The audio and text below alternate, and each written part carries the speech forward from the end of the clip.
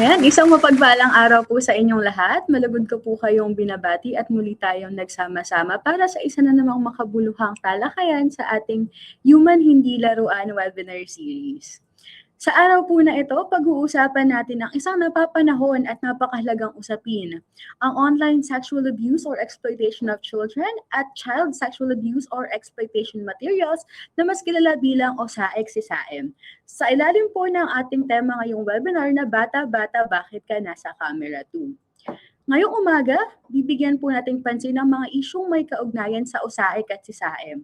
Mga krimeng patuloy na nagbabanta sa ating mga kaligtasan ng mga kabataan at sa kinabukasan ng mga kabataan. Bilang mga mamamayan, may mahalaga po tayong parte upang maunawaan kung ano nga ba itong issue na ito at malaman kung ano nga ba ang magagawa natin para matigil ang pananamantala at pang-aabuso sa ating mga kabataan. Sa ating mga ka-1343, ikinagagalak ko po kayong makasama muli sa mahalagang talakayan ngayong umaga. Ako po si Shane Carnacetti. Ako po ang inyong host mula sa Commission on Filipinos Overseas. Sa ikalibing limang taon ng 1343 Action Line Against Human Trafficking, patuloy pa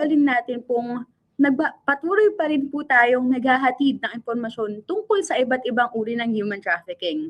Layunin po ng ating webinar ngayong araw na higit pang mapalawak ang kamalayan ng publiko tungkol sa OSAEC at CSAEM.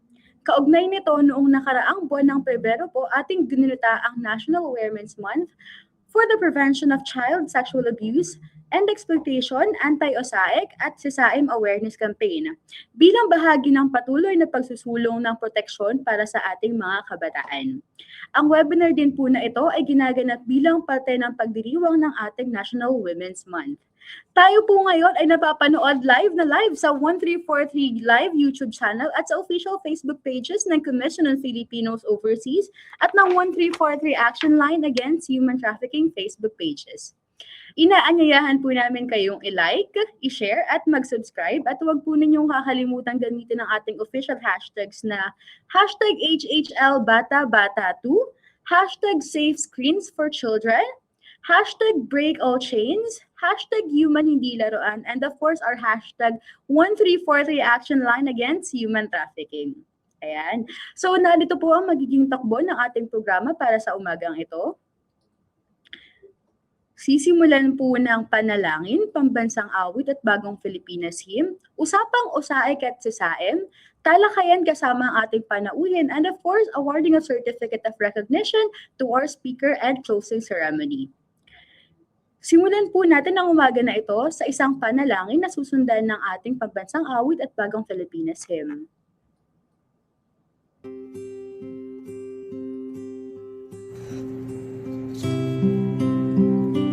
Ihanda ang ating mga sarili sa banal na presensya ng Panginoon. Sa ngalan ng Ama, Anak, at ng Espiritu Santo. Panginoong Diyos, pinupuri at pinasasalamatan ka namin sa biyaya ng buhay na pinagkaloob mo sa amin. Kami ay sumasamba sa iyo at humihingi ng kapatawaran sa aming mga pagkakasala. O Diyos, aming manlilikha, kami ay nagsama-sama ngayon upang pagyamanin pa ang aming mga kaalaman tungkol sa pagsugpo sa human trafficking. Gabayan mo nawa kami sa aming programa upang magamit namin ang aming mga bagong kaalaman sa pagtulong sa aming mga kapwa. Nawa kami ay iyong bigyan ng proteksyon mula sa mga sitwasyong aming kakaharapin at biyayaan ng kalakasan ng katawan at karunungan upang malampasan ang mga pagsubok na aming kakaharapin. Dinarasal namin na ang bawat tao ay mailayo mula sa masasamang balak ng mga traffickers. Nawa sila at ang kani-kanilang mga pamilya ay iyong dalhin sa direksyon ng liwanag at iyong pagmamahal. Punuin mo kami ng banal na espiritu upang ang aming talakayan at programa ay makatulong sa nakakarami. Salamat Ama sa araw na ito na iyong ibinigay sa amin. Matupad nawa ang iyong kalooban sa amin. Samo at dalangin namin ang lahat ng ito sa pangalan ni Jesus. Amen. Sa ngalan ng Ama, Anak, at ng Espiritu Santo.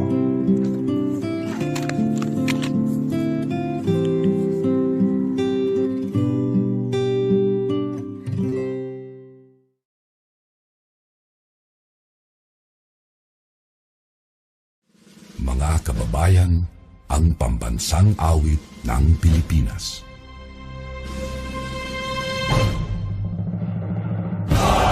Mag-ibig, dahil sa sinananan, alam ng puso, sa dibig mo'y buhay.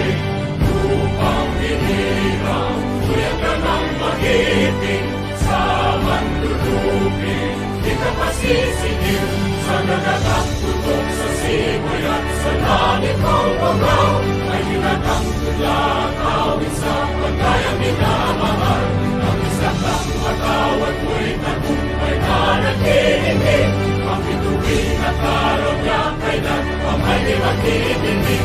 Lumalang araw ng walang pagsinta, mo'y langit sa piling mo. Ang hinigaya na pagkay mga amin, ang mamatay ng dahil sa'yo.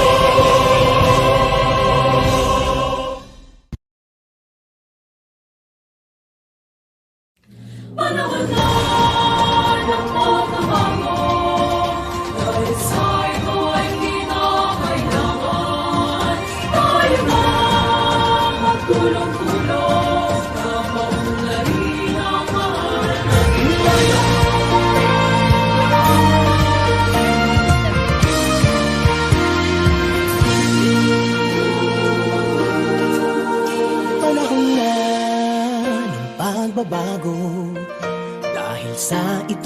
kinakailangan. Tayo na magtulong-tulong, napaunlarin ang mahal nating bayan.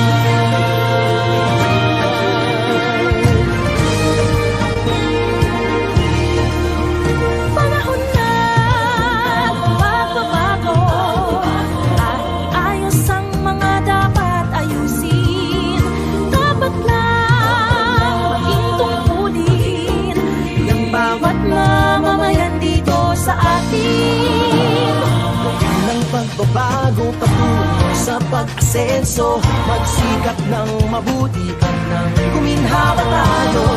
Bagong malaki natin sa mundo at ipamalas ang bagong Pilipino at bagong Pilipinas.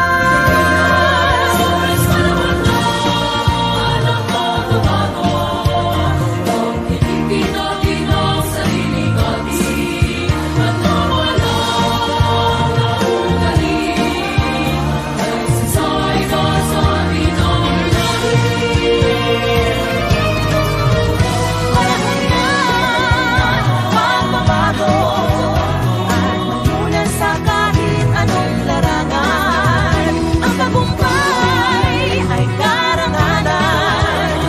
Alay o ihandog natin sa bayan. Ang ulit ng napatunayan ng Pilipino, ang husay at tatas, kagandahan at talento. Ang makipagpaligsahan kahit anong oras, ang bagong Pilipino at bagong Pilipinas.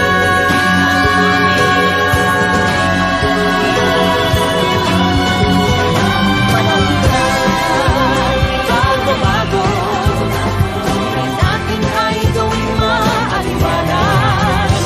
langit Magandang bukas, subunga ng bagong Pilipinas.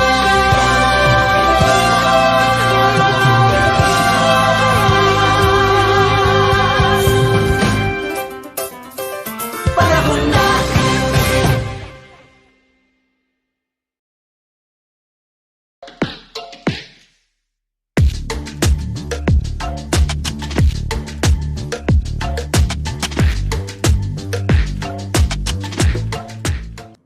Ayan, so bago po tayo magsimula sa ating talakayan, meron lamang po kaming mga few reminders para sa maayos dalay ng ating programa.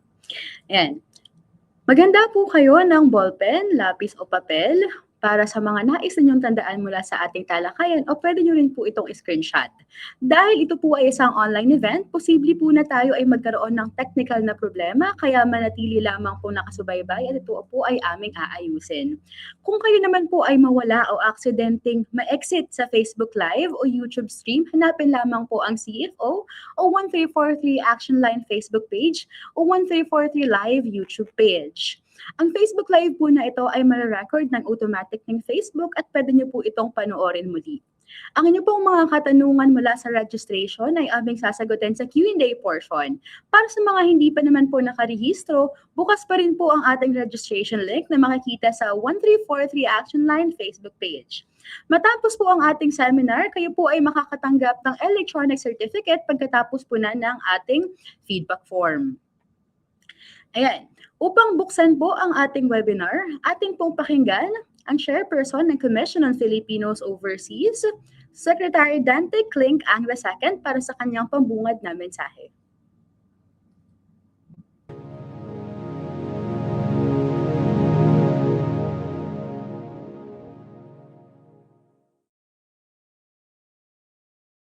Magandang araw sa ating mga kababayan sa iba't ibang panig ng mundo at sa ating mga taga-subaybay sa Pilipinas.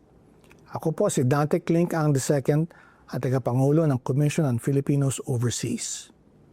Para sa inyong kaalaman, ang CFO ay ang tanggapan ng pamahalaan na inatasang ipaglaban ng karapatan at kapakanan ng mga Pilipino sa ibayong dagat. Ang CFO din po ang nangangalaga sa mga permanenteng migrante, mga asawa at kasintahan ng mga dayuhan at mga Pilipinong pinanganak o lumaki sa ibang bansa. Ang programang Human Hindi Laruan webinar series ay inilunsad ng CFO upang maabot ang ating mga kababayan at ipaalam sa kanila ang mga panganib ng human trafficking at ang ating pangunahing paksa ngayong araw, ang online sexual abuse or exploitation of children o mas kilalang OSAIC. Madalas nating nadidinig na delikadong hayaan ang mga bata na palaging online o sumali sa social media. Ngunit base sa datos ng Council for the Welfare of Children, karamihan ng kaso ng pang-aabuso ay nagmumula sa loob mismo ng pamilya. Ang ating webinar ngayong araw ay nais siguraduhin na ang datos ay nagbubunga ng pulisiya at ang bawat pamilyang Pilipino ay may sapat na kaalaman upang pangalagaan ng ating mga kabataan sa lahat ng uri ng pang-aabuso at pananamantala. Sa ilalim ng gabay ni Pangulong Ferdinand Bongbong Marcos Jr., sisiguraduhin ng CFO na lahat ng Pilipino ay mabibigyan ng sapat at karapatang suporta ng gobyerno ng Pilipinas, online at offline. Nagpapasalamat kami sa inyong suporta sa webinar na ito. Naway makatulong ang aming programa sa pagpapalawak ng kaalaman ng ating mga mamamayan patungkol sa mga panganib ng online na pananamantala at sexual na pang-aabuso sa mga bata. Maraming salamat. Mabuhay ang magrating Pilipino. Mabuhay ang bagong Pilipinas.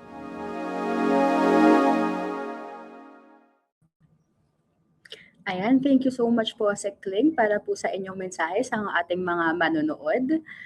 Sa panahon po ngayon, habang mas lumalawak ang paggamit natin sa internet at digital platform sa ating pang-araw-araw na buhay, kasabay din po nito ang pag-usbong ng mga bagong panganib na kinakaharap ng ating mga kabataan, lalo na po sa usapin ng online sexual abuse or exploitation of children o OSAIC at child sexual abuse or exploitation materials o CSAIC.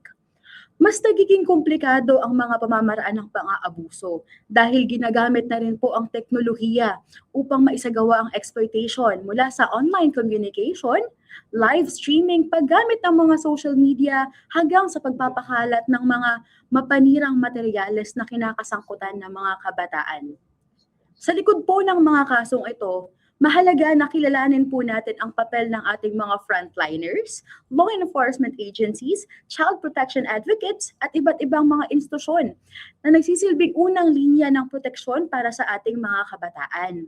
Sila po kasi ang unang tumutugon sa mga ulat, nagsasagawa ng mga investigasyon at kumikilos upang maprotektahan ang ating mga kabataan dito sa panganib na ito. No? So, sa dami po ng mga pamamaraan ng mga perpetrators mula po sa panlilinlang, online manipulation, hanggang sa paggamit ng kahinaan ng pamilya at komunidad, lalo natin nakikita kung paano at kung gaano kahalaga na tayo ay may tamang kaalaman, maagap na pagkilala sa mga red flags at mabilis na pagresponde upang nga po mapigilan natin itong patuloy na pang-aabuso sa ating mga kabataan. Kaya naman po, mahalaga na mas maintindihan natin kung paano natin makikilala ang mga palatandaan ng OSAIC at SISAIM at paano tayo bilang simpleng mamamayan lang ay makakatulong para poprotektahan ng ating mga kabataan. At paano pinagtitibay ng pamahalaan ang iba't ibang ahensya ang laban kontra online exploitation. Upang mas naunawaan po natin ito, ang usapin na ito, tayo po ay nag-imbita ngayong umaga ng isang eksperto na talagang matagal na pong nangunguna sa pagsusulong ng child protection at sa pagpapatibay ng ating laban kontra OSAIC at SISAIM. Para po ipakilala sa inyo ang speaker po natin ngayong umaga, we are very honored to have with us our dedicated partner and advocate in child protection. So kasama po natin ngayong umaga ang isang tao na nagpapalakas, isa sa nagpapalakas ng kampanya laban sa online sexual exploitation and abuse of children. From the National Coordination Center Against Online Sexual Abuse or Exploitation of Children and Anti-Sexual Abuse or Exploitation Materials or NCC OSAIC SISAIM Executive Director Barbara May Flores. ED Barbara May is the OIC or Executive Director of the National Coordination Center Against OSAIC and SISAIM in the Philippines. A career prosecutor since 2008, she leads interagency efforts to investigate, prosecute, and prevent human trafficking and online sexual exploitation or exploitation of children. She is a 2023 Hubert H. Humphrey Fellow at American University Washington College of Law with a focus on human trafficking and international criminal law. She has represented the Philippine government in global justice forums and has received national awards for her leadership and human trafficking. Mga ka-140, again, let me introduce to you our resource speaker for this morning, Edie May. Hello po, Edie May. Kamusta po kayo? Magandang araw. Hello. Hello. Good morning, Shane. Magandang araw. Isang makabatang araw sa lahat ng nakikinig at nanonood ng talakayang ito. Kamusta po kayo, Edie May? Mabuti naman, Shane, no? Siyempre, busy, no? Daming mga engagement, no? Kasi nga, napaka bigat na topic itong USAIC at CSAM, no? Kaya ang dami talaga nating mga trabaho na tinatapos, sinisimulan, at mga dapat pa talagang gawin. Edie May, hindi pa man po tayo nagsisimula, pero ako po, gusto na po naming magpasalamat po agad sa pagbibigay po ng oras para makapagbahagi nga po ng impormasyon sa ating mga kababayan. So, Edie May, hindi ko na po ito papatagalin pa. Meron lang po tayong mga konting questions. Bilang panimula po ng ating programa, paano nyo po kaya mai-explain ng maayos na maiintindihan ng mga ordinaryong Pilipino kung ano nga po ba itong OSAIC at CSAM? Okay, thank you Shane sa iyong katanungan. No? First of all, of course, I'd like to thank the CFO, no, the Commission on Filipino Overseas, for inviting us and also for providing us this platform, no, para naman mapaintindi natin sa mga tagapakinig, no, kung ano ba itong OSAIC at CSAM. No? So, dun sa tanong mo, ano ba itong OSAIC? Tinatawag nating Online Sexual Abuse or Exploitation of Children, di ba? So, ano ba itong OSAIC na ito? Ito yung pag-aabuso o sasamantala sa isang bata, no, sa pamaraang sexual gamit ang internet, no, mga gadgets o online platform, no. So yun lang yung pinaka ibig sabihin ng OSAIC. Ito namang child sexual abuse or exploitation materials o yung tinatawag nating CSAM, no.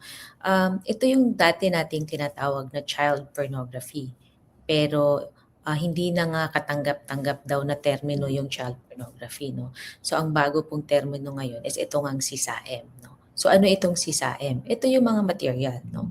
Pwedeng audio, pwedeng video, pwedeng written, pwedeng photograph, no, na nagpapakita ng isang bata na inaabuso o ina-exploit sexually, no. So yan po yung kaibahan ng OSAIC at ng CSAM. Paano po na-differentiate ang CSAM sa, sabi nyo nga po, sa child pornography? Kasi di ba nga po sabi nyo noon, child pornography siya, pero paano siya naging CSAM?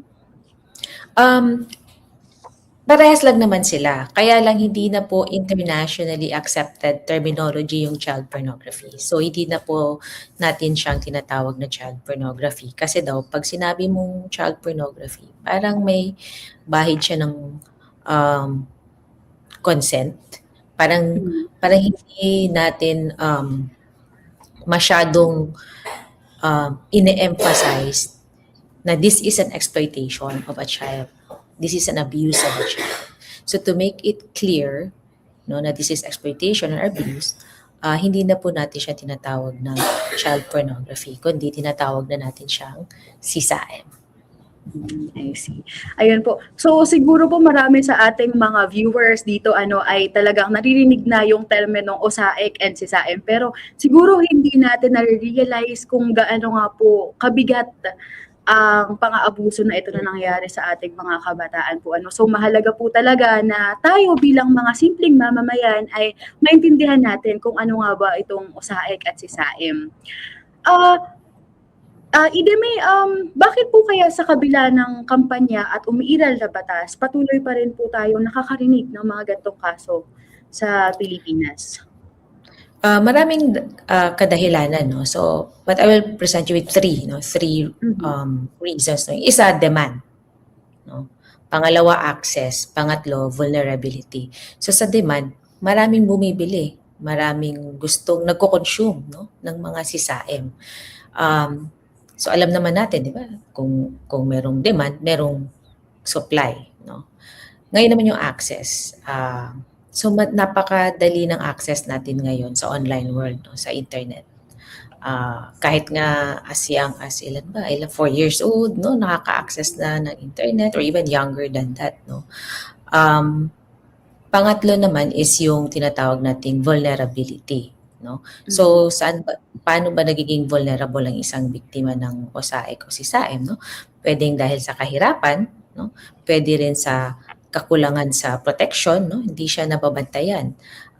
Pwede rin kakulangan sa awareness, no? Hindi pa niya maaring iba, hindi nila alam na biktima na pala sila or krimen pala ito.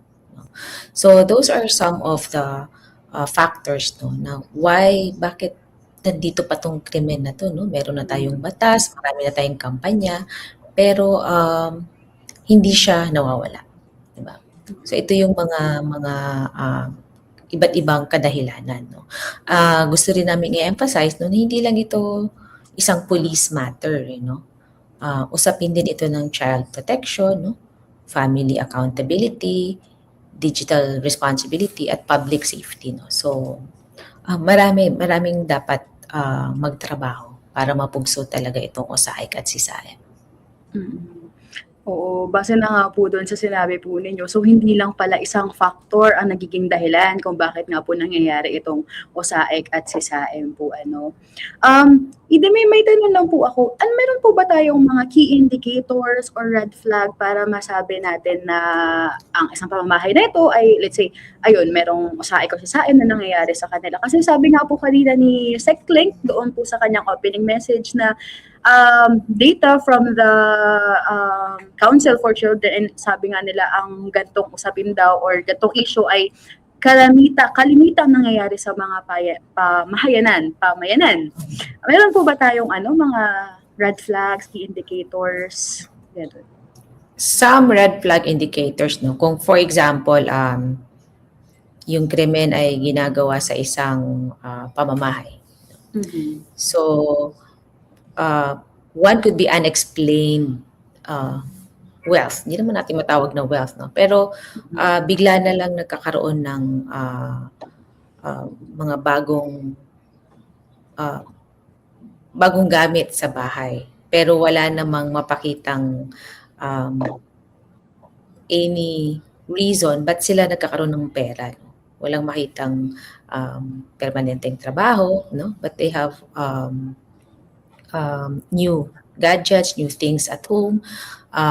Tapos makikita mo sa isang bahay, no, na laging may internet sila, no? Yung para yung unang sinisigurado, no, na meron silang internet connection. Doon naman sa mga bata na biktima, no, ang ilang mga palatandaan, for example, dating sociable yung bata, no? But biglang naging tahimik, no? Biglang naging mapag-isa, no? This could also indicate na nagiging biktima yung bata, no? Pwedeng OSAIC na ine-exploit siya ng mga kakilala or pwede ring maging biktima siya ng sexual extortion, no? Ito yung tinitreaten siyang ipapakalat yung mga masiselan niyang videos or images, no? So that's another indication also, no, na posibleng nagiging biktima yung isang bata. So dapat mapagmasid tayo, no, dun sa change of behavior ng isang bata. No? Dapat alamin natin ba't biglang nag-iba yung behavior ng isang bata. So those are just some, no, just a few of the indicators that could that might indicate na yung bata nagiging biktima ng isang pang-aabuso or exploitation. Hindi pasok din po ba dito kung sabihin natin, ayun, yung may mga natanggap na remittances from unknown people, ganun. Does that Yes, also count? Isa rin po yan, no? Kunwari, sa isang remittance center, kunwari, ang isang tao, no, nakakatanggap ng pera from different sources, from different countries, especially pag foreigner, no, na iba-ibang nationality yung nagpapadala ng pera. Tapos, palagi yung pagpapadala ng pera at hindi naman ganun kalaki, no? Mhm. Kasi minsan ang bayad lang diyan, less than $100, no? $20, $30, $50, yung mga gano'n na amount lang, no? Maliit pero paunti-unti pero palagi. Tapos iba-iba yung nagpapadala ng pera. Tapos wala naman mapakitang relationship with the one sending the money. No? Walang relasyon yung nagpapadala at yung tumatanggap ng pera. No? So that is also one indicator na posibleng may nangyayaring hindi maganda sa pamamahay nito. No? Posibleng yung mga bata doon nagiging biktima na ng usaik or sisaik. So kailangan po talagang malaman natin yung relasyon po ng mga nagsisend sa kanila nga po. May doon nga po sa nabanggit po ninyo, na mga nare-receive nga po sila na remittances. Paano po sa, take for example, ayoko pa mag-name drop ng mga remittance center, pero ano po ang role doon ng mga remittance center, sa mga ganun po, pag may continuous na nga po na ganong nare-receive ang isang tao? So, dapat po meron po rin silang, dapat nagre-report din po sila, no? There's a mechanism for them to report also sa Anti-Money Laundering Council, no? Ng suspicious transactions, no? So, kahit maliit lang yung amount involved, pero pag nakita nilang medyo suspicious yung transaction, no? Kasi nga, doon nga sa napag-usapan natin, walang relation between the sender and the recipient. Tapos, galing pa sa abroad yung mga pera, no? So, tapos paunti-unti pero palagi, no? Tapos iba-ibang nationality yung nagpapadala, no? So, that the Money Remittance Center should really report that, no, to the Anti-Money Laundering Council as a suspicious transaction report. No? So okay lang And at po this- yun, yes po. Yes, okay lang yun. Hindi lang yun sa okay, kundi responsibilidad talaga nila yun. No? They are required by law to do that. So kahit hindi pa po sure or verified na ganun nga po ang nangyayari, pwede pa rin po silang mag-report for Yes. suspicious na Yes. I see. Oo. Tsaka, May kasi sabi na nga po natin kasi ngayon, nasa digital era na po tayo, so parang hindi na natin kaya mabuhay na wala yung mga cellphone natin. Pati na rin po mga kabataan, ganun na rin po yung mga kabataan pa po ngayon, mas tutok na po sila sa mga gadgets, Ano po kaya ang gagawin po natin dito? Dapat po bang limitahan? Ano po kaya ang ma-advise po ninyo para po sa mga magulang din po ng mga kabataan?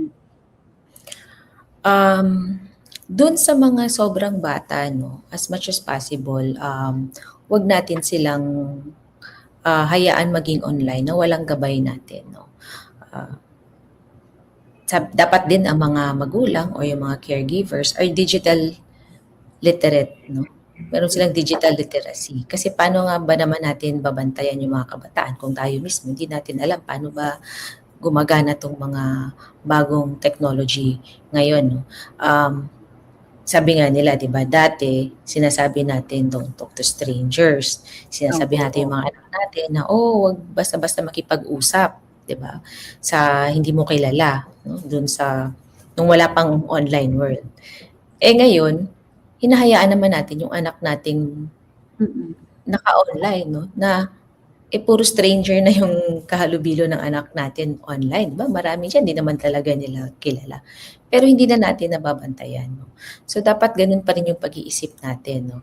Even in the online world, dapat safe yung mga anak natin. Dapat natin silang bantayan. Dapat nating alam ano ba yung mga safety features ng mga platform, no?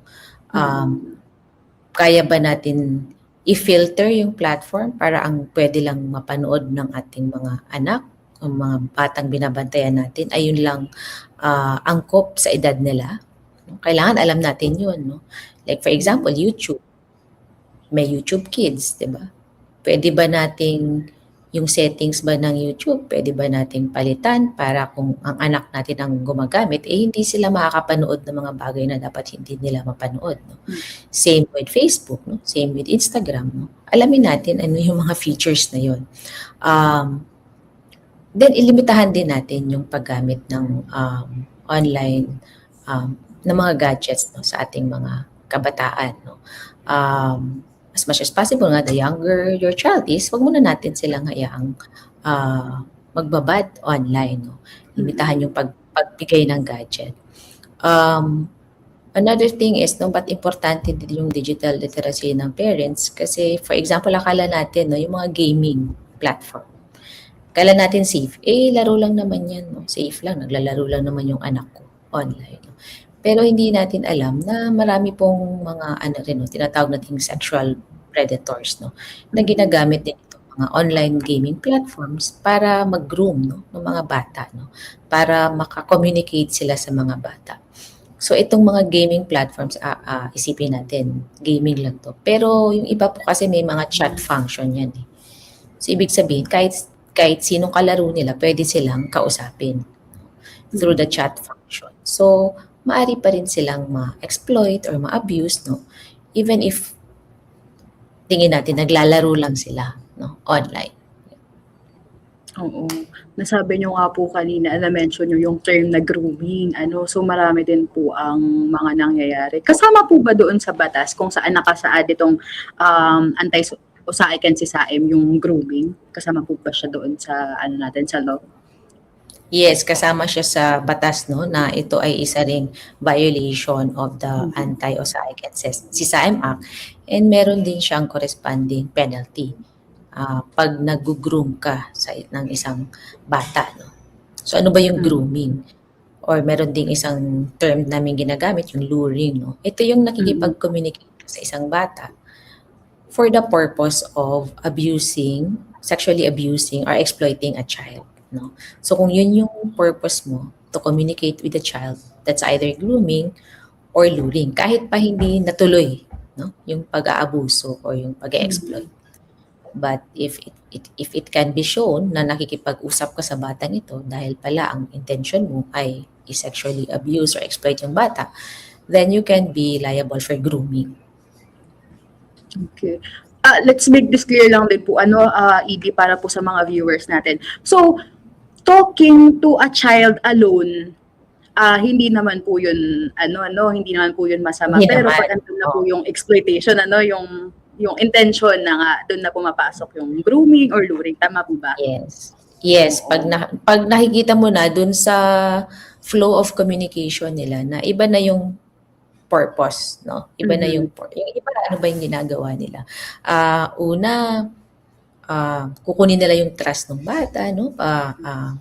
Depende sa vulnerability ng bata, pwedeng bigyan nila ng pera, bigyan ng pang-load, pwede rin yung kung feeling unloved yung bata, so they will shower the child with love or compliments, no. Once they gain the trust, no, makikita mo na doon yung iba nagpapadala na ng mga sisaim sa bata, no, para yung bata ma-desensitize na, no, maiisipin ng bata normal lang tong mga ganitong bagay, no.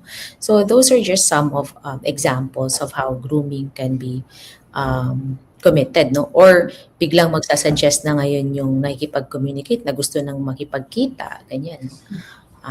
So those are indications na posibleng nag-groom na yung bata. Oo, ang dami po pala na maaaring mangyari. Pero yun nga po, nabanggit yun na nga po yung role ng parents po sa digital safety nga din po ng kabataan. Pero po, tayo po bilang isang komunidad, paano po kaya natin ito haharapin para tayo din po makatulong para mapugsa itong issue po na ito? Ito yung tamang panahon na tayo ay sinasabi ko nga na tamang panahon na tayo maging marites, no. Ito yung tamang panahon na tayo maging mapagmasid, no. At kung may nakikita tayo, ito yung tamang panahon na dapat nating i-report, no. Especially if yung bata, ang perpetrator is yung kanyang mga magulang, no, o yung mga taong malapit sa kanya, hindi natin aasahan na yung bata yung magsusumbong, 'di ba? Number one, maaring yung bata is sobrang bata pa talaga, like below 7, di ba? Hindi naman magsusumbong yan eh. Pangalawa, syempre ayaw nilang magsumbong laban sa kanilang magulang, di ba? Or kamag-anak. So, responsibilidad talaga ng community din to protect the children in their community. no? Responsibilidad siya ng kapitbahay, ng paaralan, ng barangay, ng mga faith leaders, social workers, gobyerno, no? Really, it's the responsibility of the entire community na makialam at mag-report. At ang isa ring mahalagang responsibility is ito namang mga platform providers, no? Ito mga online platforms, meron din silang malaking responsibility na gawing ligtas yung platform nila. No? Kaya naman nilang gawing ligtas para sa kabataan yung platform nila. Gawin nilang ligtas yung platform nila. Hindi, doon po sa pagre-report kasi kalimitan sa ating mga kabataan po ay natatakot nga po na magsumbong dahil nga po mapagalitan sila or anything. Na-mention niyo din po na pwede silang magsumbong nga po sa mga kinaukulan, sa mga teachers din po nila, for example. Pero paano po ito i-delay? Pag ang bata po mag-report sa kanyang teacher, na gano'n niya ang ginagawa sa kanya or may nangyayaring usae kasi saeng sa kanilang bahay.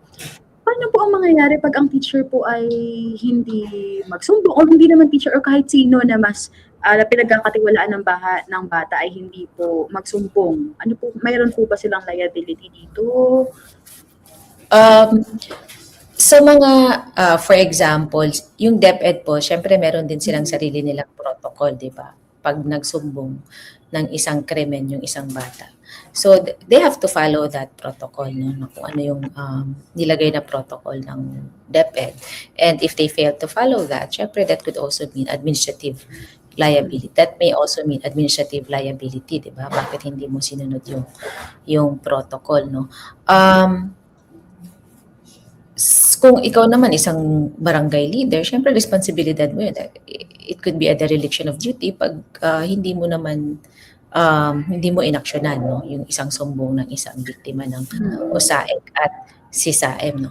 I also would like to take this opportunity, no, na sa mga teachers talaga pong malaki din yung responsibility role nila, no, in preventing USAIC at CSAM at sa pagre-report nga nitong USAIC at CSAM, no. Hindi po ito isang insidente na pwede lang nating isettle. Hindi po ito, isa po ito sa mga krimen na bawal pong isettle. No? Within the barangay level ba or within the school level, dapat po talagang ma-actionan or ma-report pag itong mga, may mga incidents of USAIC or CSAM na inilapit sa kanila. And also, no, dapat maano rin yung bata, mabigyan din siya ng karapat-dapat na psychosocial assistance, no. Kaya nga hinihikayat din namin, no, na ma-refer din sila sa isang social worker, no, or sa isang psychologist kasi iba rin yung trauma na nakukuha ng mga bata, no, ng mga biktima ng USAIC at CSAM.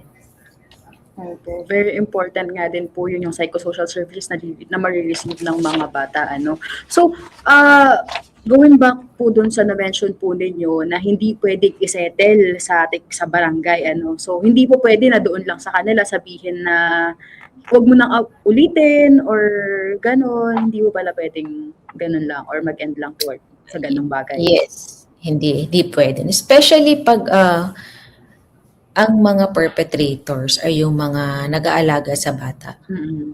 Because the first thing that we need to do is to really take the child away from harm, no? So dapat yung bata talagang dapat tanggalin siya doon sa lugar kung saan she is experiencing or he is experiencing sexual abuse or exploitation. Hindi pwedeng manatili kung yung parents naman pala yung perpetrator, hindi po talaga pwedeng manatili yung bata sa bahay ng parents. No? Dapat talaga siyang kunin, i-shelter at para maprotektahan. And then at the same time, no, filean din ng case yung mga perpetrators. I see. Na-mention nyo nga din po yung pagre-report po. Saan po kaya pwedeng mag-report ang mga tao, mga city mamayan, or kahit yung mga kabataan if ever may ganung klaseng nangyayari sa kanila, sa pamayanan nila? So marami po tayong mga hotlines, no. Ang lagi nga naming sinasabi, meron po tayong no wrong door policy, no. hinihikayat namin sila mag-report kung saan sila komportableng mag-report. No? So, sa mga hotlines, meron tayong Makabata Hotline 1383. So, meron din si Iyakat na 1343 hotline, di ba? Pwede rin po silang lumapit sa kapulisan, no? Or sa social worker. No? Pwede rin pong may mga social media pages naman yung law enforcers, no? Pwede rin po through social media, no? Kung ayaw nilang tumawag. So there are several reporting channels, no, na pwede nating gamitin para mag-report. No? Pwede rin tayo mag-report sa ating, sabi ko nga, no, sa teacher ba or sa barangay ba. Basta kung kanino tayo komportable mag-report. Ang importante is makapag-report tayo. Opo. So, ano po ato ED doon na sa government naman po? Ano po ang ginagawa po ng ating gobyerno po para masuko itong krimen na ito na OSAIC and SISAM? So, maraming proyekto na ginagawa ang gobyerno. So, of course, one is we have the Anti-OSAIC and SISAM Act. No? This is one of the most robust laws, no, in the world, no? Hindi lang sa Pilipinas kundi sa buong mundo, no. Yung batas natin hindi lang yung trafficking type na OSAIC ang pinagbabawal, pati yung mere possession, no, ng SISAM is bawal under the law. Mere accessing SISAM, kunwari ina-access mo lang sa internet, alam mong may SISAM yun, pwede ka nang kasuhan, no? Sharing of SISAM, no? Yung akala natin, sinishare mo lang sa Messenger ba or sa WhatsApp ba, akala natin wala nang liability yun, no? Meron din siyang mabigat na liability, no? So we have a very strong law against OSAIC and SISAM.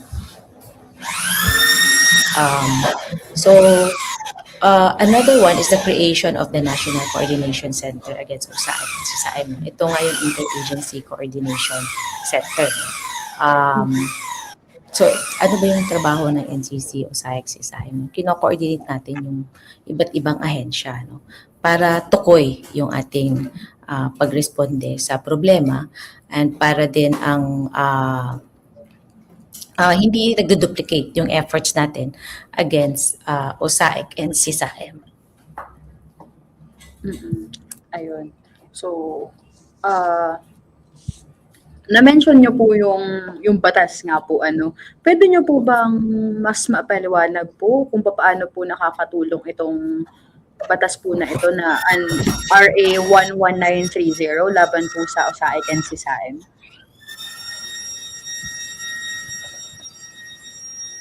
Sandali, ano yun? Sorry. Ayun po. Sorry. Sabi ko nga po, pwede nyo po ba ipaliwanag po ng mas maintindihan po ng mga mamamayan kung paano po nakakatulong po ang RA 11930 laban po sa OSAIC and SISAM?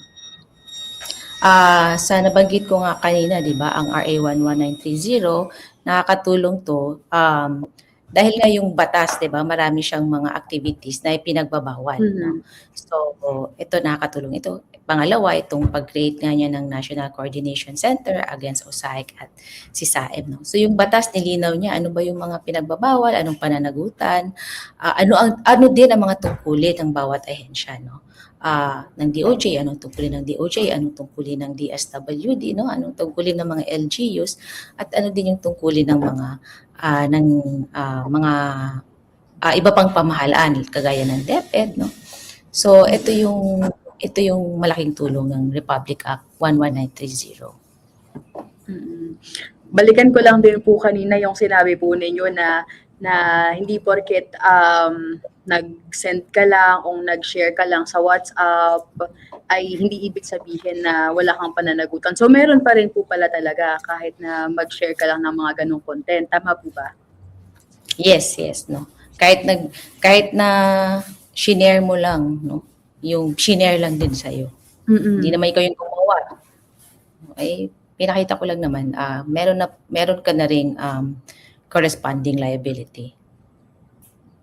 Mm. Kasi kung minsan po kasi ang mga tao kasi iniisip na, ay hindi naman ako ang gumawa ng materials, nag-share lang din naman ako kasi pinasa lang din naman sa akin. Hanggang po sa umabot na sa punto na parang nagwe-web na po siya 'no, na pasa-pasa na gano'n. So, ikaw po pala ay may liability ka rin doon 'no? Oo. Yes, yes. Malaki yung iyong liability pag nagpasa-pasa ka ng mga sisaim. Tsaka dapat din nating isaisip no na baka sa iba akala nila laro-laro lang ito, no? Mm. But mere bullying, no? Hindi nila alam yung trauma na nararamdaman ng isang biktima or how long no ang biktima dinadala niya ito eh. Kasi once it's there in the internet, 'di ba? It's going to be there forever. Totoo po. So ikaw na bata na naging biktima ng isang non-consensual sharing of intimate images na tinatawag namin, no? Lalaki ka na laging nandoon yung pag-agam-agam mo na baka may makakita ng mga videos ko or ng mga photos ko. And that will affect you, no? Growing up, no? So maapektuhan din yung pagiging isang productive individual mo for the community. And that would also mean expenses on the part of the government. Kung isipin mong ilang libong bata yung ganito ang problema, di ba? So that would mean this much number of people din na magiging problema din ng gobyerno, no? In the long run. And the trauma itself po, Edie, di ba? It will forever live on para Yes, po sa mga biktima po nito. Ngayon naman po, kung may isang mamamayan po na pinaghihinalaang kaso o may mga nakikitang kahina-hinalang online activity na maaari pong may kinalaman sa OSAIC o SISAIM, ano po ang dapat nila unang gawin? Hello. Sorry, Hello po? I didn't get your question. Ano yun? Pakiulit, please. Ay, sige po. Kung may mga nakikita po sila ng mga kahina-hinalang na nga pong kaso, mga online activity, ano po ang kailangan pong gawin po ng mga mamamayan? Yun nga, no, mag-report. No? Pwede silang mag-report sa police, pwedeng sa barangay, pwedeng sa mga hotlines, no? Yung 1343, 1383, pwede rin sa opisina namin, no? Meron po rin po kaming Facebook page, no? May mga social media pages din kami, no? Meron din kami natatanggap ng mga reports sa aming social media pages, no? Pwede rin po nilang bisitahin yung aming opisina, no? So, on the screen also are the different reporting channels, no? So, pwede po silang mag-report, no? In any of these reporting channels. Meron po ba tayong parang NCC o SAEC na center doon po sa per region? May mga ganun po ba tayo? Wala pa po tayong NCC o SAIC-SISAIM na per region, no? Although meron po tayong pinupush, no, na revision of the current law, no, na amyendahan itong ating batas, no. This bill na pinasa natin sa Congress pati na sa Senado, no, isa siya sa mga naging priority bills ni Pangulong Marcos, no. So we are hoping na with this revision, no, magkakaroon na po tayo ng regional presence, no. Hindi lang po dito sa Metro Manila yung opisina natin, pero magkakaroon na po tayo ng opisina sa iba't ibang rehiyon ng Pilipinas.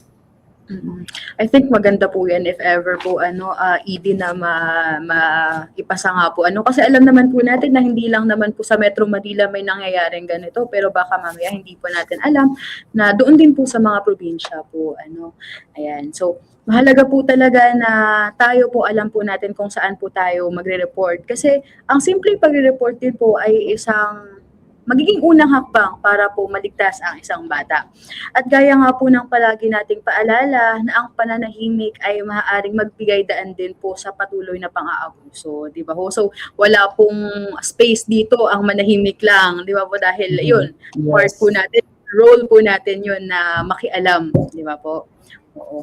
Bilang pagtatapos po na question ko po sa inyo, ano po ang inyong mga nais ibahagi na mensahe para po sa ating mga kababayan tungkol sa laban kontra OSAIC at SISAIM?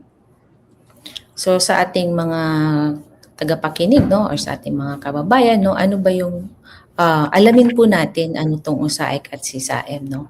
Dahil pag tayo'y may kaalaman, no, alam din natin paano natin siya i-detect. No? Ano ibig sabihin i-detect? Alam natin kung may nangyayari bang USAIC at CSAM sa ating kapaligiran. At kung meron mga nangyayari, no, responsibilidad po ng community na kumilos, no, mag-report, no, at protektahan ng ating mga kabataan, no. Sabi nga sa isang speech ni Pangulong Marcos, no, nung about USAIC, no, sabi niya known tayo, 'di ba? Filipinos are known worldwide as very good caregivers, no. Parang napakasakit namang isipin na hindi natin napapangalagaan yung sarili nating mga kabataan, no, dito sa ating bansa, no. So we should really inculcate, no, that value, no. Ibalik natin yung value natin na we are concerned about our neighbors, no. Hindi lang makipagchismis, but we are really truly concerned dun sa mga miyembro ng ating community na gusto natin yung mga bata natin lumaking ligtas, lumaking maayos, no. Hindi lang siya responsibilidad ng mga magulang, hindi lang siya responsibilidad ng gobyerno, but responsibilidad po siya ng buong komunidad. Ayun, grabe po na parang napakabigat naman po ito na usapin kasi iba po talaga na pag-involved ang mga kabataan po, parang dapat may kailangan tayong gawin, di ba po? Ayun. So, thank you so much po, Edie May, sa inyong pagbabahagi po. So, mamaya babalikan po namin kayo. We still have a lot of burning questions po na galing po sa ating mga viewers. Ayun. Thank you, Shane. So, thank you po. So, tunay nga po na ang kaligtasan ng mga bata ay isang pananagutan dapat na pinagtutulungan ng pamilya, komunidad at pamahalaan. Sa pamagitan ng tamang impormasyon, maagap na pagkilos at of course ang pakikilahok ng bawat isa, mas mapapalakas natin ang proteksyon laban sa online exploitation. Yan. There you have it mga ka-1343. Kamusta po after nung first part ng ating discussion? Na antig po ba kayo? Nantig, di ba? Kasi iba po talaga kasi pag ang usapin na po ay about sa mga kabataan po. So, I would like to thank again Edie May sa kanyang pagbabahagi ng mga kaalaman at sa patuloy po nilang pagsusulong ng child protection at anti-trafficking advocacy. Sa atin naman pong mga viewers dyan, gising pa po ba kayo? Ayun, sana po ay nagsilbing malinaw na gabay ang ating naging talakayan upang mas maintindihan natin ang lawak ng usapin ng USAIC at CSAM.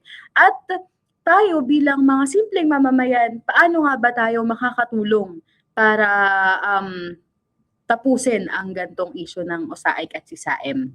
Huwag po kayong mag-aalala kasi makakasama pa po natin mamaya si Edie May para sa susunod na ating bahagi ng ating programa kasi we still have our Q&A portion. So sa mga nag-register po kanina nung mga nakarang araw, na-receive po namin yung mga questions ninyo. Tatanungin po natin yun mamaya kay Edie May. Pero bago po tayo dumako sa ating Q&A portion, batiin naman po natin muna ang ating mga viewers na aktibong nakatutok po sa atin ngayon. Maraming salamat po sa inyong patuloy na pagsubaybay at sana ay gising na gising pa ang lahat. Nasa kalagitnaan pa lang po tayo ng ating pong discussion. Ayan, babatiin ko po si Miss Solita Manahan Hermines. Ayun po, hello po. Good AM po from Angat, Bulacan. From Miss Minchi Bolyas. Ayan. And from Konsihal Ariel, watching from the Office of the Provincial Prosecutor Cebu. Hello po, welcome po. Ayun po, isa din pong pagbati po sa mga taga Ilocos Region. Ayan, syempre from Ilocos Sur, Ilocos Norte, La Union, at Pagsanghan. Pangasinan, I mean. Syempre po, hindi magpapahuli ang from Calabarzon Region, Quezon Province, Laguna, Rizal, Cavite. Lalo na po ang ating mga kasama mula sa Cavite State University at VAUSI Desk ng Dasmariñas, Cavite na laging present and active every time meron po tayong HHL series. Ayan. And of course, syempre, hindi mo magpapahuli ang mga taga Central Luzon, kagaya na lang ng Pampanga, Bulacan, and syempre sa Visayas din po, Cebu, Leyte at Negros Occidental. Present din po ang ating mga kapatid mula sa Mindanao, particular na sa Davao City, Cagayan de Oro at Misamis Oriental. Siyempre, ang mga taga-NCR, hindi yan nagpapahuli. Andito rin po ang mga taga Quezon City, Manila, Pasay, Navotas, Parañaque at Las Piñas. Siyempre po, dahil tayo ay online at ang HHL po ay makakarating kahit nasang sulok ka man ng bansa, espesyal din po na pagbati sa ating mga kababayan na nanonood mula sa Canberra and Queensland, Australia, and of course, California and Saipan, USA. Muli, maraming salamat po sa inyong lahat. Ayan, isang pagbati po from Music Arlene Borja. Hello po, Edie May. Yan. And kung nagustuhan po ninyo ang ating talakayan ngayon, please give us a thumbs up. Please pa-share din po itong ating live ngayon sa ating Facebook Live webinar and live YouTube channel. Pati na rin po ang official Facebook pages ng CFO at 1343 Action Line Against Human Trafficking. Ayan po. Para naman po sa kaunting patalastas, panoorin po natin ang commercial po na ito. Work abroad? Easy money. No visa.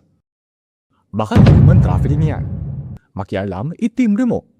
Tumawag sa 1343 para humingi ng tulong. Iisang nasyon, iisang aksyon. Tapusin ang human trafficking ngayon. Ayan. At narito po ang ating 1343 Action Line Against Human Trafficking. Ang kaagapay po ninyo 24/7 sa pagre-report ng anumang aktibidades na may kaugnayan sa human trafficking. Ang 1343 Action Line po ay isang hotline na maaari pong tawagan kung kayo po ay mga nakikitang mga kahina-hinalang mga gawain, aktibidad sa iyong lugar o kahit maging sa internet. Maaari po itong maabot sa pamamagitan ng pagtawag sa 1343 o kaya naman maaari po kayong mag-report sa website natin www.1343actionline.ph o pwede rin po kayong magpadala po ng inyong mensahe sa ating Facebook page sa 1343 Action Line Against Human Trafficking Facebook page. Tandaan po nating lahat, ang human trafficking ay laban nating lahat. 1343, I can help you, we can help you against human trafficking. Ayan po. Oo. So ngayon naman po, dumako na po tayo sa second portion ng ating programa. So tawagin po natin ulit si Edie May. So we have a lot of questions po na na-receive po natin sa ating mga viewers. And I would just like to say na very grateful po kami sa kung gaano ka-active ang ating mga manonood nga po. Meron po silang mga pinapadala na mga questions, hindi lang po dito sa ating sa online, pero pati na rin po yung mga nag-register at yung mga question po nila talagang pinag-isipan nila. Makikita natin kung papaano nga din po kung gaano ka-interesado ang ating mga mamamayan na malaman niya po kung ano nga po itong OSAIC at SISAIM. Ayan. Sige po. Kamusta po kayo matapos ang ating usapin na OSAIC at SISAIM? Diba ho? So, very important po talaga na tayo po, kahit mga simpleng mamamayan, syempre dapat po gumawa tayo ng mga bagay na pwede po natin gawin para makatulong nga po tayo matapos din po itong laban natin kontra sa online exploitation. Ayan. Sige po.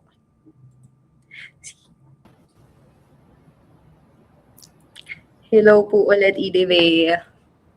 Hello ulit, Shane.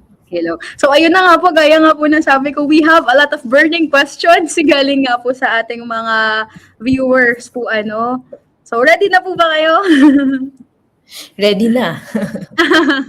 Sige po. First question po, we have a question from Condes Mark Dave from Tagkawayan, Quezon City. Ang tanong niya po, gaano po katagal pwede magreklamo pagkatapos po makaranas ng OSAIC at SISAIM? Yung kung gaano katagal, depende ito exactly sa kung anong batas yung ginamit natin sa pagpa-file ng cases. So, at saka kung ano yung specific na prohibited activity na final natin. So, kung under siya sa RA 11930, it could be as long as 12 years from the time na nalaman yung yung insidente or from the time the act was committed. Kung sa Anti-Trafficking in Persons Act naman, no, depende din kung anong specific prohibited activity na ang i-charge natin, no, it can go as high as mga 20 years, no, yung pagpa-file ng kaso. So hindi po siya naman ibig sabihin na after 1 year hindi ka pa nakapagsumbong, hindi ka na pwedeng magsampa ng kaso, no. So mahaba po yung tinatawag nating prescriptive period. So again, ulitin lang po natin. So from the day the crime was committed, pwede po siyang mag-report up until 12 years. Tama po ba? Kung doon sa ating... Depende sa ano, no? Yes. Depende rin sa specific prohibited activity. Kasi magdedepende yun sa penalty. No? Ang pinakamahaba under RA 11930 is 12 years. Paano po, take for example po, mapatunayan po na guilty? Ano po ang pinakamabigat po na penalty? Ang pinakamabigat po na penalty, depende sa kasong isasampa, is life imprisonment. Life imprisonment. Yes. Oh, I see. Another question naman po from Saike Daniel from Dasmariñas City, Cavite. Bakit po naihahanay ang OSAEC o SISAEM sa child trafficking? Kasi may mga kaso ng OSAEC, no, na yung isang bata, binebenta siya online. No? Paano ba ito nangyayari? For example, yung bata pinapashow online in exchange for money. No? Yan po ay isang ehemplo ng child sex trafficking. No? Kaya nahahanay. Marami po tayong kaso ng ganun. No? Binibenta sa mga banyagang customer yung mga kabataan natin, no? Na hindi na nga nila kailangan bumiyahe dito para ma-exploit yung mga bata. No? They can exploit our children at the comforts of their home, di ba? Nanonood lang sila. May internet ka lang, no? May cellphone ka lang, or may laptop ka lang. No? Na-exploit mo na yung bata. So, that is also one form of trafficking. No? I see.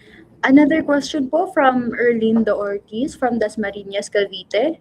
Paano po kung ang magulang ay alam ang ginagawa ng kanyang anak sa exploitation?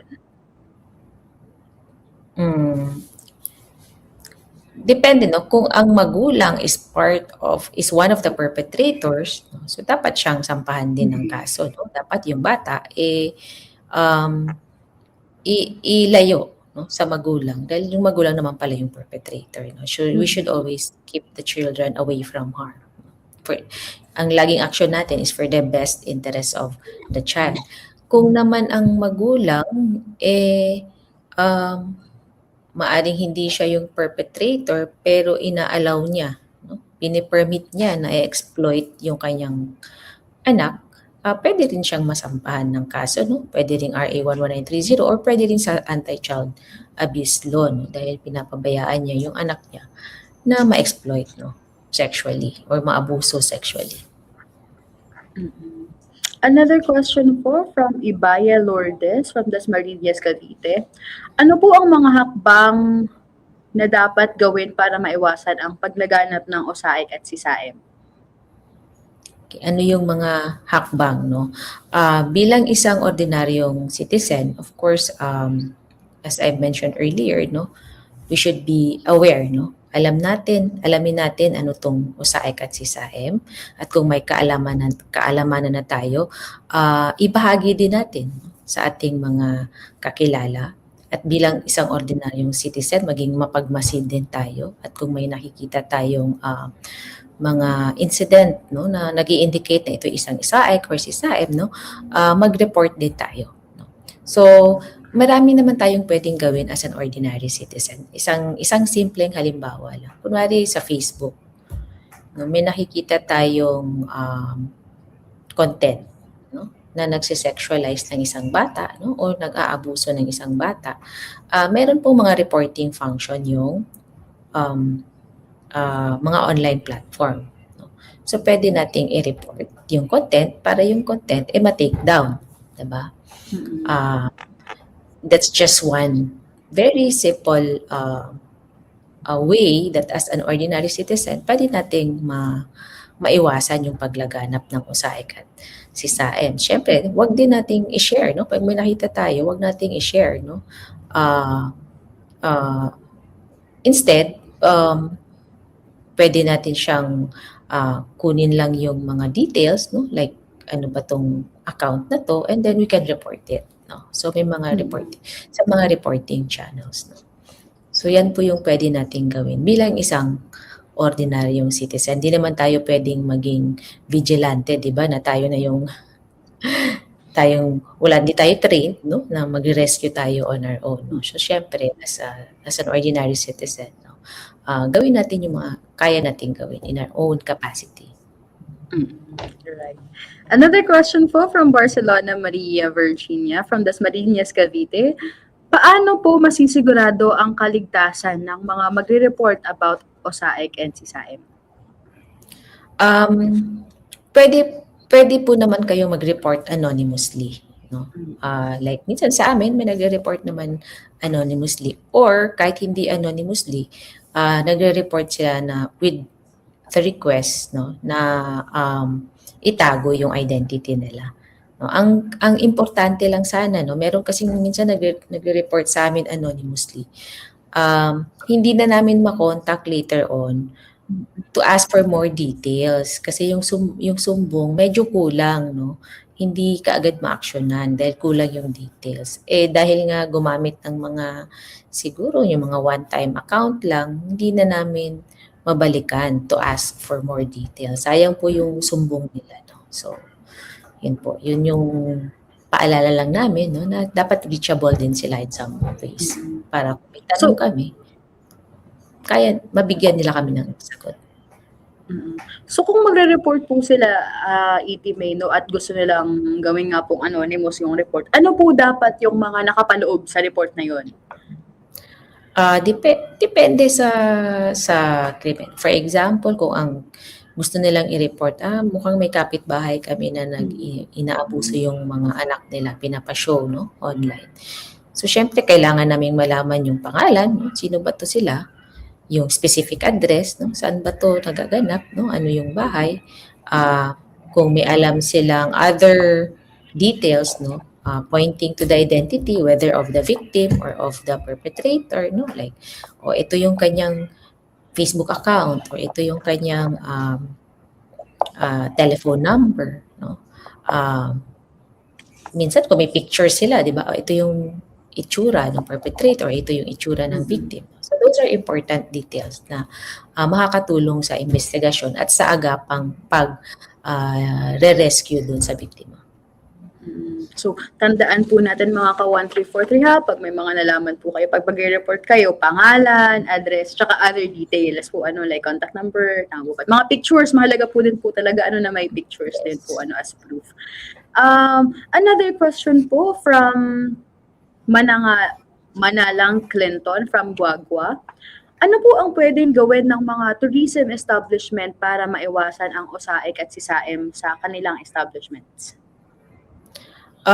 So yung mga tourism staff, una pwede sila magpaskel, di ba? Na bawal dito ang OSAIC or trafficking, no? May mga hotels akong napupuntahan, no, na doon sa TV nila nakalagay na doon that is hotel prohibits or has zero tolerance, no, for acts of OSAIC or trafficking, no? So maganda rin yun, no, na isang halimbawa paano maging very much involved yung mga tourism industry, no.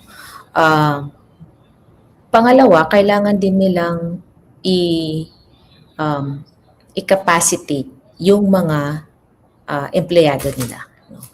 Kailangan turuan nila yung mga empleyado nila paano how to spot red flag indicators, no. Ito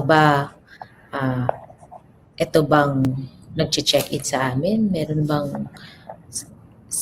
senyales na hindi maganda, no? Dapat marunong silang detect. And isa rin nga, there's also one idea that we are advocating also, no, sa tourism industry. Yung para bang meron silang tinatawag na whistleblower hotline, no? Yung tipong ikaw, empleyado ka, meron kang pwedeng tawagan, no, to report na etong Itong nagche-check-in sa amin mukhang um, engage into OSAEC or trafficking, no?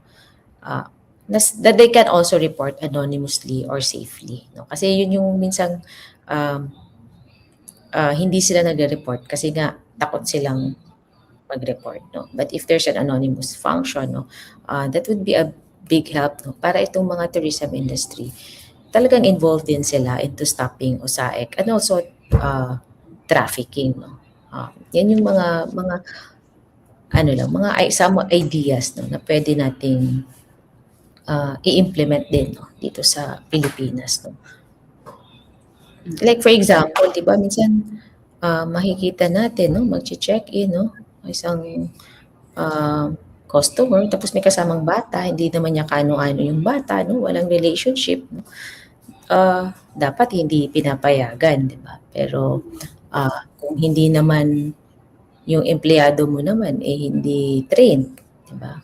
Hindi niya alam yung mga bagay na ito pala dapat kong i-report, no. Ito pala dapat may additional questions akong itatanong, no. Oo, baka po mamaya may mga nagche-check-in na pala sa hotel nila, no, na hindi nila alam na ganun pala ang ginagawa doon. Nagpo-promote ng OSAIC and SISAEC. Kasi po pinagbabawal din actually sa batas yung pinapagamit mo yung iyong establishment, no, para ma-promote ang trafficking, no, or OSAEC, no. So may responsibilidad din dapat yung mga industry. Another question po from Padulina Cecil Flor from Nueva Ecija. Ano po ang karampatang parusa sa mga lumabag sa batas na ito? As mentioned nga earlier, no, the highest penalty here is life imprisonment, no.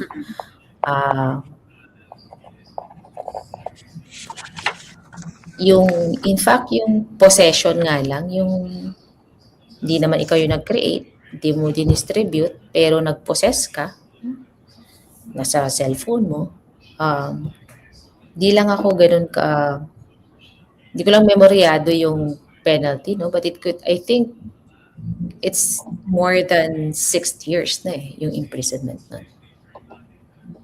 So mataas po yung mga penalty natin against OSAIC and SISAEC. From Alier Raimundo naman po from Cebu City. How to bring the accused to our jurisdiction if we have no extradition treaty within the country where he resides? No, ang kagandahan ng batas natin, no, yung both the Anti-Trafficking in Persons Law as well as the Anti-OSAIC and SISAM Act, meron po itong tinatawag na extraterritorial jurisdiction, no. So ano pong ibig sabihin ng extraterritorial jurisdiction? So ibig sabihin kahit pa yung krimen nangyari sa labas ng Pilipinas, pero ang perpetrator ay isang Pilipino or isang permanent resident ng Philippines o ang biktima ay isang Filipino, pwede po nating kasuhan dito sa ating bansa, no. Yun nga lang, no, ang magiging tama naman yung tinanong ng ating tagapakinig, no, paano natin sila dadalhin dito sa ating bansa, no, para panagutin naman dun sa kanilang violations, no. So diyan napapasok yun nga tinatawag nating mga international cooperation, no. So one is through extradition treaty, no.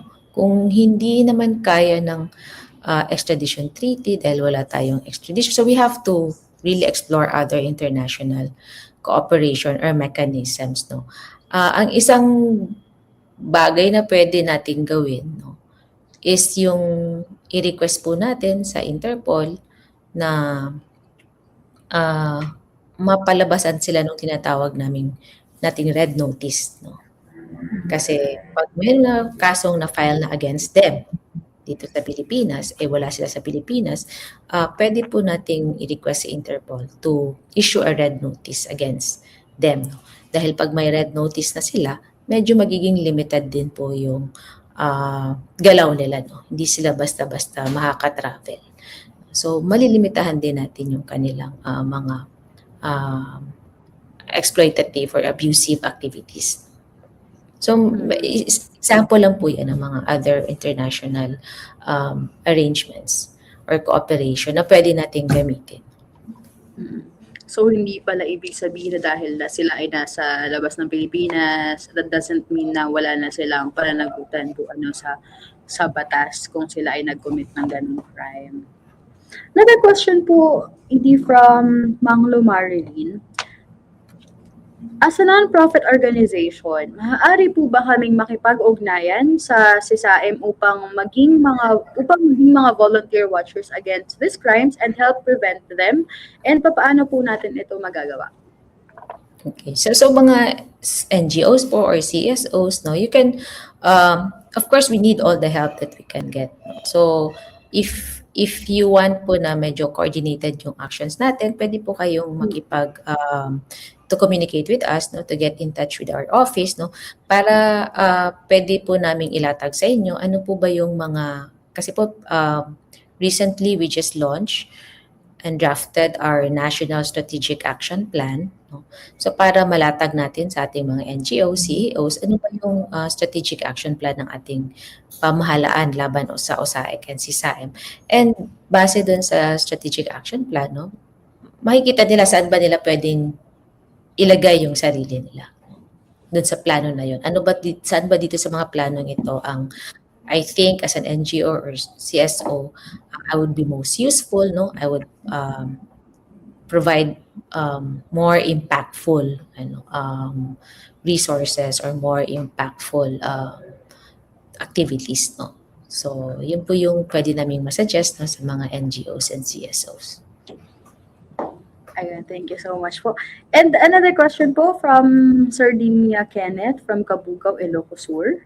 Gaano kahanda ang mga lokal na gobyerno sa pagtugon sa mga problemang ganito?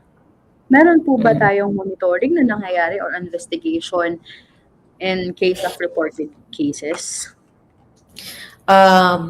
Yung kahandaan ng mga LGU, magkakaiba kasi yung antas, no? Hindi pare-parehas yung mga LGU. May mga LGU na mas aktibo, mas organisado ang response, no? Meron namang mga LGU na kailangan pa nating tulungan, no, para maging responsive sila laban sa OSAIC at CSAM, no? But we really recognize, no, na napakahalaga ng role ng local government units in preventing this crime, no? Ang iba rin kasi pag may sense of ownership, no, yung LGU in this advocacy, no, mas mabilis yung pag-aksyon, no?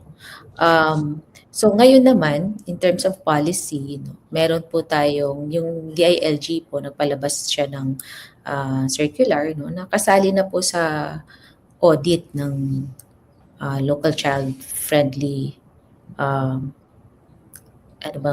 nakalimutan ko yung local child-friendly government audit, no?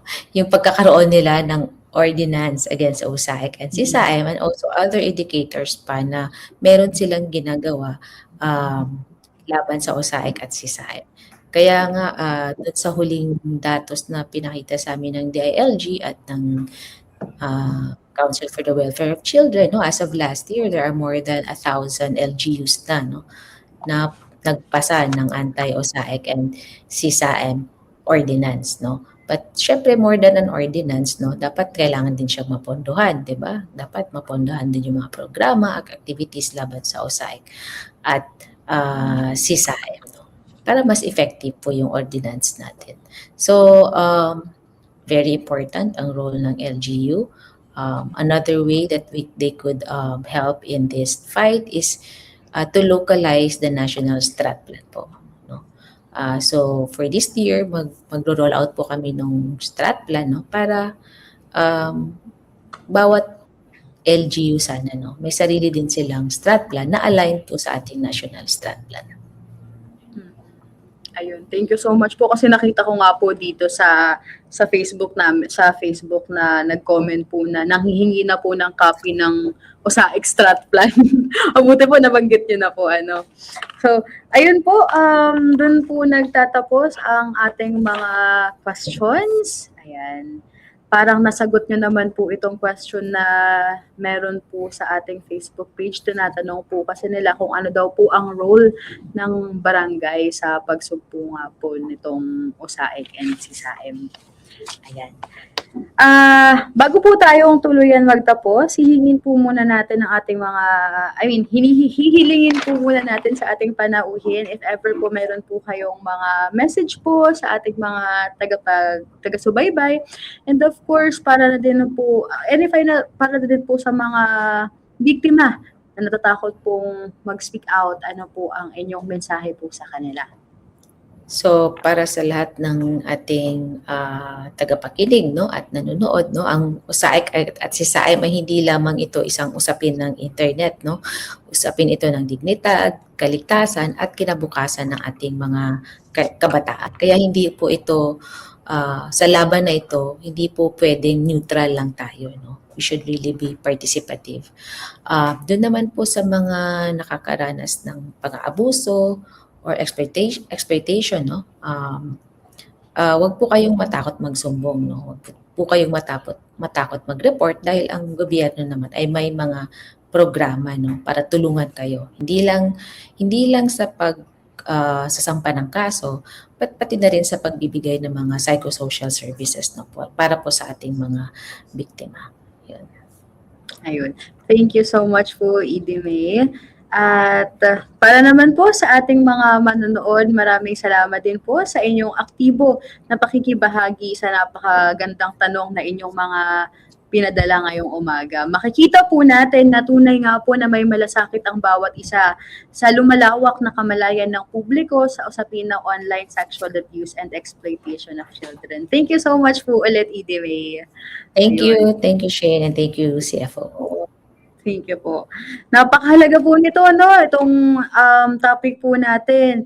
Sapagkat nga po, gaya nga po ng sinabi po ni Edie May na ang usapin po na ito, ang issue na ito ay hindi lang po sa pamayanan or sa mga kinauukulang ahensya, pero tayo po, meron po tayong responsibilidad. Bawat pamilya, bawat komunidad, bawat mamamayan ay may responsibilidad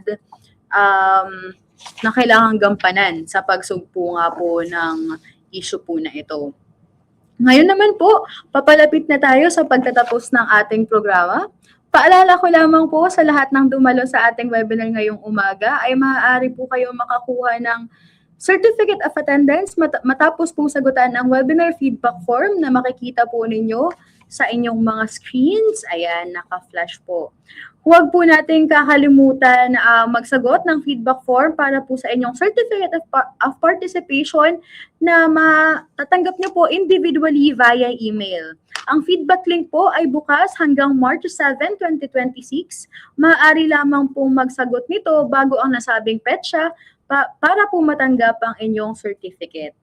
Pakisigurado na lang din po na tama po ang inyong address, contact number na ibibigay po sa ating online feedback form. And of course, we also encourage everyone na kung meron po kayong mga suggestions na mga topic na gusto nyo pong pag-usapan dito po sa ating susunod na HHL, pwede po kayong mag-message po sa ating 1343 Action Live Facebook page po. Ayan. So, for now, magtungo po tayo sa paggawad ng Certificate of Appreciation para po sa ating butihing panauhin.